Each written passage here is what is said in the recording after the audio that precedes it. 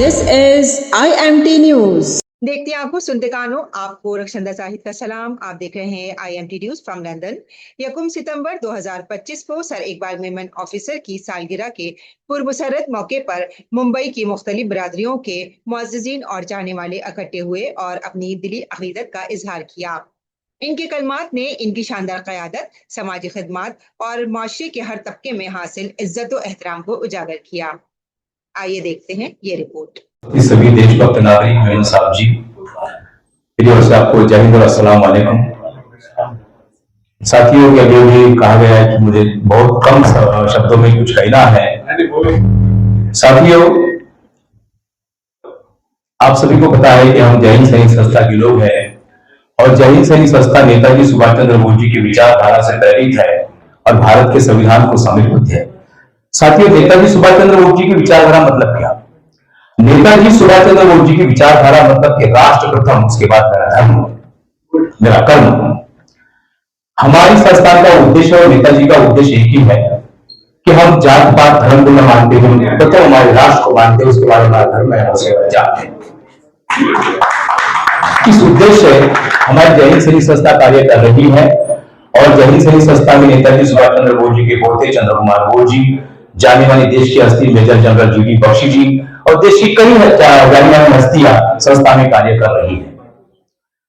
साथियों, मेमन साहब भी हमारे संस्थान के राष्ट्रीय संरक्षक हैं और एक बात बताना चाहता हूं मैं यहाँ पर, एक सभी को खुश खबर है आप सभी के लिए, हम सब के लिए।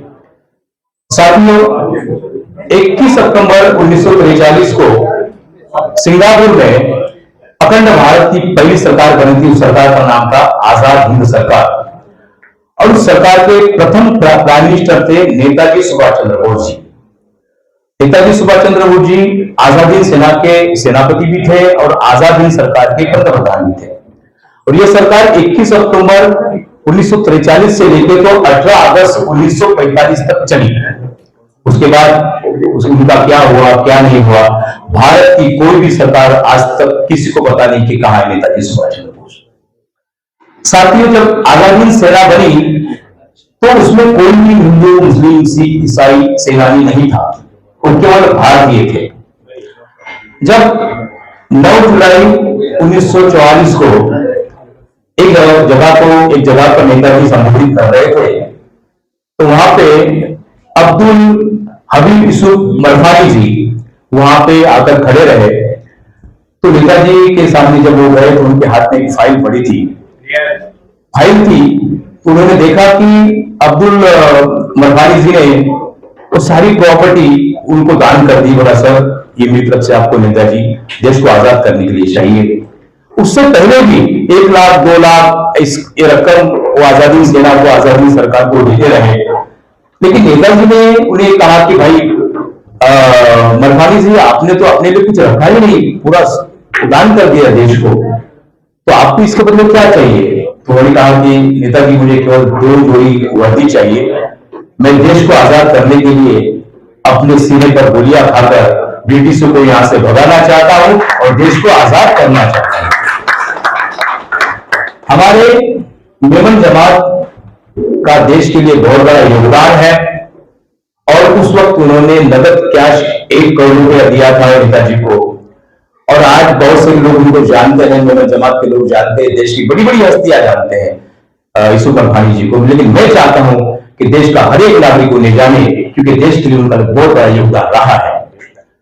साथियों, उस वक्त नेताजी ने उन्हें, बहुत कम शब्दों में कहूंगा मैं आपसे, नेताजी ने उन्हें यूसुफ मरफानी जी को हिंद सेवक पुरस्कार से सम्मानित किया था आजाद हिंद सरकार द्वारा। हम लोग हर साल 21 अक्टूबर को तिरंगा फहराते हैं, जैसे कि 1943 को सरकार बनी थी उस याद में। तो हमने 21 अक्टूबर 2018 को भारत के प्राइम मिनिस्टर नरेंद्र मोदी जी को रिक्वेस्ट की थी, हमने बख्शी साहब, मैं और चंद्र कुमार बोस जी ने उसमें, तो हमने 6 महीने पहले रिक्वेस्ट की, फिर उन्होंने क्या हाँ कहा ना कहा, फिर उन्होंने 21 अक्टूबर 2018 को आजादी सरकार की 75वीं वर्षगांठ पर उन्होंने लाल किले में तिरंगा फहराया था। तो साथियों, तब मैंने तय किया था कि भाई ये तो केवल एक बार हो गया है, क्योंकि देश की आजादी के लिए बहुत बड़ा योगदान हिंदू मुसलमान सभी भाइयों का रहा है, तो नेताजी सबसे आगे आते हैं। तो उस वक्त साथियों मैंने तय कर लिया था कि हर साल मैं 21 अक्टूबर को तिरंगा फहराऊंगा। तो प्रथम मैंने महाराष्ट्र में जो वाशिम जिला है वहां से शुरुआत की और मेमन साहब जी को कहा कि सर आप आइए तो बोला पंजाब राव मैं बहुत बिजी हूँ, लेकिन वहां पे अपने मेमन जमात के लोग है वाशिम जिला में, मैं आपको कॉन्टैक्ट नंबर देता हूँ, उनसे बात कीजिएगा। वहां पे उन्होंने आर्थिक सहायता से भी मदद की, हर चीज से मदद की अपने मेमन जमात में वहां पे। तो फिर उन्होंने मैंने इतिहास तो पढ़ा है नेताजी का, लेकिन यूसुफ नरपानी जी के बारे में थोड़ा सा मेरे दिमाग में कम था, ज्यादा नहीं पढ़ा था, लेकिन सर ने मुझे बताया कि इस आदमी की हिस्ट्री पढ़ो आपको पता चलेगा। तो मैंने जैसे हिस्ट्री पढ़ी तो मैंने वहां पे बहुत बड़ा होर्डिंग उनका लगाया नरपानी साहब जी का। तो साथियों उनका योगदान बहुत बड़ा रहा है। और इस साल आने वाले 21 अक्टूबर को लक्ष्मी पूजन है, दीपावली होने के कारण हमने क्या 25 अक्टूबर को तिरंगा फहरा है। एक बार हमने मोदी जी के हाथों से फहराया था, फिर उसके बाद हमने 2023 में महावीर चक्र प्राप्त देवेंद्र कुमार जी के हाथों से फहराया था, 2024 में हमने बख्शी साहब के हाथों से फहराया था, और आने वाले 25 अक्टूबर को हम हमारे पिता तुल्य एक बार मेमन ऑफिसर जी के हाथों से फहराने वाले हैं।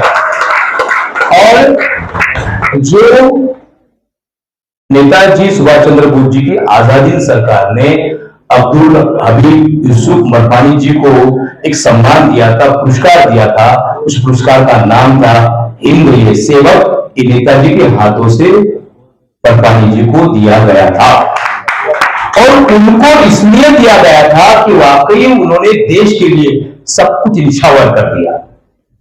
और इस वर्ष जय हिंद सैनिक संस्था एक बार मेमन ऑफिसर जी को आप हिंद सेवक पुरस्कार हम दे रहे हैं चंद्र कुमार बोस जी के शुभ हाथों से। आप सभी को इस प्रोग्राम में आना है। और मैंने हमारे इमरान भाई जी से कहा है, हमारे रियाज भाई से कल परसों संपर्क हुआ था कि भाई मुझे मेमन साहब जी का बायोडाटा मुझे चाहिए। हम लोग मोदी जी को इस प्रोग्राम के बारे में जानकारी देने वाले हैं, इस साल का तिरंगा किसके हाथों से बनाने वाले हैं। वैसे तो एक महाराष्ट्र के 10 जिलों में प्रोग्राम होने जा रहा है, लेकिन वो 21 अक्टूबर को होने जा रहा है। 25 अक्टूबर को नेताजी सुभाष चंद्र बोस जी के पोते ने कहा कि भाई हमारा भी यहाँ पे कुछ ना कुछ रहता है, तो आप 2-4 दिन आगे कर दीजिएगा। तो उनका परिवार इस वक्त हमारे मुंबई में आने वाला है। और मैं जब भी इमरान जी से बात करता हूँ, इमरान जी आपको सच बोलना है, मैं किसको याद करता हूँ आप बताइए मुझे। हमारे में तो आप भाभी को याद करते। नहीं, मैं किसको याद, मैं आपको बताता हूँ। दीदी आपका नाम क्या है भाई? आप मैं आपको याद करता हूँ। इमरान जी सही बात है। मैं आपको जब भी मैं इनसे बात करता हूं तो मैं आपको याद करता हूं। उनको कोई और इमरान भाई जी मुझे जब भी आऊंगा तो आपको को बुला लेना है, मुझे आपसे मिलना है। अच्छा, मैंने आपको एक बार सुना था केवल जब चंद्र कुमार बोस जी हमारे यहाँ पर आए थे, तब से लेके आपकी बातें मेरे दिल में दिमाग में सब फिट रखी है। मैंने सोचा कि जब भी मैं यहाँ पर आऊं तो मैं आपके दर्शन लूं, आपका आशीर्वाद लूं, और आपका ही पीछ इस बार भी रहेगा। आपको ही संबोधित करने के लिए मौका दिया गया हमारी ओर से और हमारी कमेटी की ओर से। और साथियों ये 2 शब्द कह के मैं अपना भाषण समाप्त करता हूं। और मैं आने वाले 25 अक्टूबर को आप सभी को यहाँ पर आना है, प्रोग्राम को संबोधित करना है, प्रोग्राम की शोभा बढ़ानी है। हमारे केवल 200 चेयरमैन साहब को बोलिए यहाँ रखेंगे प्रोग्राम पे। हाँ चेयरमैन साहब जी, ये प्रोग्राम यहीं पर हम तिरंगा फहराने वाले हैं और हमारे केवल 200 लोग रहेंगे। बाकी आपके हिसाब से कितने लोग आने हैं वो मुझे ये कहिएगा। बड़े लेवल पे मीडिया को भी बुलाएंगे हम लोग ताकि इसका प्रचार पूरे वर्ल्ड तक पहुंचे, हमारे मेमन जमात तक एक बड़ा मैसेज जाए कि भाई सर जी को इतने बड़े लेवल पर सम्मानित किया गया। और जो नरपानी जी का जो सपना था हमने वो भी हमको भारत सरकार से मांग करनी कि उनका इतिहास देश के सभी स्कूल कॉलेज में पढ़ाया जाए। इस बार हम जरूर करेंगे। Thank you. Rakhshinda Zahid, IMT news, London.